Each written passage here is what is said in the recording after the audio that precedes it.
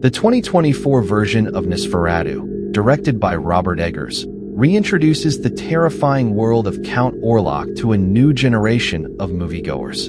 This remake of the 1922 Nosferatu, a symphony of horror, manages to capture the essence of the original while incorporating modern elements.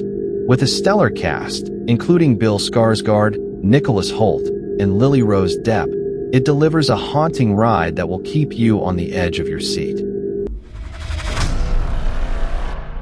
Starting with Ellen, a young woman longing for something more in her life, who, in desperation, makes a plea to the supernatural, unknowingly calling out to an ancient force far more powerful than she could have ever imagined. This force answers her cry, but it comes with a heavy price, one that demands eternal devotion. Years later, Ellen is now married to Thomas, and they live a quiet, peaceful life in the small town of Wisburg, Germany. Their peace is shattered when Thomas, a real estate agent, is given a strange assignment by his mysterious boss, Orlok. His task is to sell an abandoned estate, the eerie Grunewald Manor, to a reclusive nobleman named Count Orlok. Ellen dreams of an impending doom and begs Thomas not to go, but he reassures her that everything will be fine, though it's clear he has no idea what's truly in store. He leaves her in the care of their friends, Friedrich and Anna Harding, and their 2 daughters, while he embarks on his journey into the unknown. Thomas travels to the remote Carpathian Mountains, where he is met by locals who warn him about Count Orlok. Their fear is palpable, but Thomas, driven by the promise of money, brushes off their warnings. After a strange and unsettling night at an inn, where he witnesses locals digging up and impaling what they believe to be a vampire, Thomas wakes up to find the village abandoned and his horse mysteriously gone.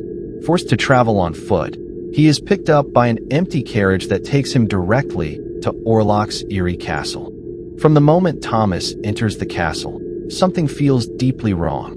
The atmosphere is thick with dread, and the darkness seems to seep into every corner. When he finally meets Count Orlok, it becomes clear that he's not dealing with an ordinary man.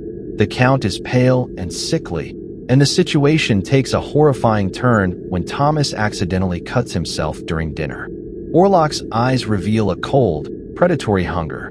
The next morning, Thomas wakes up with strange bite marks on his chest, and his health starts to rapidly decline. Meanwhile, Count Orlok has taken a disturbing interest in Ellen, having stolen a locket containing her picture. This marks a shift in his obsession, from Thomas to his wife. Thomas attempts to escape, but stumbles upon a crypt, where he finds Orlok sleeping in a coffin. He tries to eliminate the vampire, but fails when Orlok awakens and chases him. In a panic, Thomas falls into a river and is later rescued by nuns, who reveal a shocking truth. Orlok was once a student of dark magic and made a pact with a malevolent force to become a Nosferatu. As events unfold, Orlok embarks on his journey to Wisburg, traveling in a coffin aboard a plague-ridden ship. The crew mysteriously disappears one by one, and the ship arrives at port carrying only rats and doom. Back in Wisburg, Ellen's condition worsens. She is troubled by vivid nightmares and acts strangely. Her doctor, Wilhelm Sievers, turns to his mentor, Albin Eberhard von Franz, an expert in the occult, who believes that Ellen is being affected by a vampire. At the same time, Thomas's boss, Orlok, begins behaving unusually and becomes agitated. He is sent to an asylum, confirming that Orlok's influence is already spreading. When Thomas finally returns home, it's clear that something is terribly wrong. Unfortunately, Orlok has arrived in Wisburg, bringing chaos and fear in his wake. The Count appears before Ellen and makes his intentions clear. He doesn't love her, but her soul is bound to his. She has 3 nights to submit to him willingly, or he will unleash the plague upon the town, endangering Thomas. In a heartbreaking moment, Ellen confesses to Thomas that she made a promise to Orlok long before they ever met.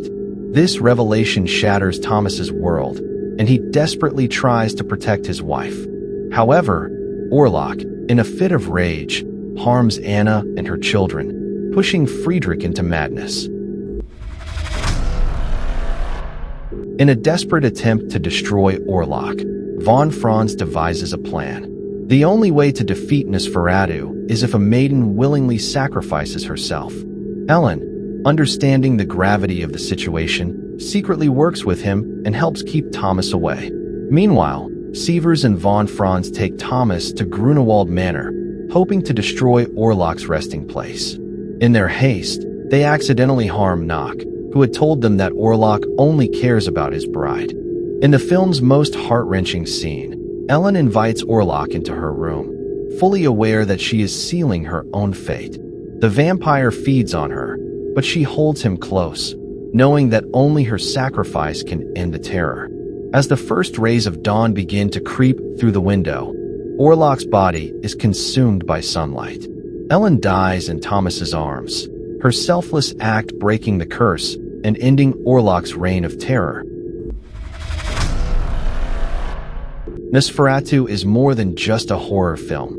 It's a work of art that immerses the viewer in its dark, atmospheric world. It captures the paranoia and superstition of the 19th century, where the belief in vampires wasn't just folklore. It was a real, palpable fear.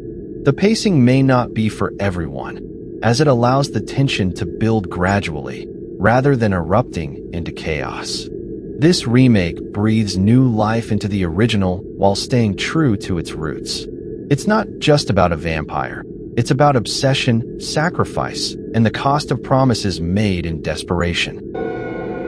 Leave there your conveniences. Set out the deed, then sit.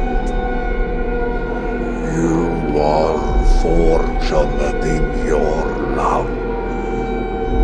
Does evil come from within us, or from beyond? Like every plague, its sole desire is to consume all life on Earth. Anna Hannon, we are here, countering the undead plague carrier. I felt you crawling like a serpent in my body. It is not me, it is your nature. He is my shame! He is my melancholy! He took me as his lover then, and now he has come back. He is... In heathen times, you might have been a great priestess of Isis, yet in this strange and modern world, your purpose is of greater worth.